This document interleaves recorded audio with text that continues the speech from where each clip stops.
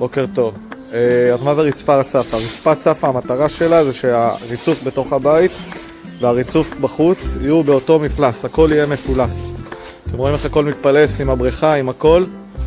עכשיו, איך עושים רצפה צפה? יש אפשרות אחת לעשות אותה רק על רגליים, או משיש או מפלסטיק, ואז מניחים את הערכים עליה בהדבקה, או לשים רשת. במקרה הזה שמנו רשת, ועל הרשת אנחנו מדבקים את הערכים, שכמה כללים שחשוב לדעת, שהרשת תהיה שחורה, על מנת שברווחים פה, בניתוקים, לא יראו אותה, וצריך שיהיה ניתוקים, חצי סנטים, יש כאלה סנטים, למעבר של מים. שורד הגשם, למטה כמובן ריצפנו בסוג ב', עשינו שיפועים לניקוזים. פה הכל מרוצף סוג ב', עם שיפוע לניקוזים, לבורות חלחול.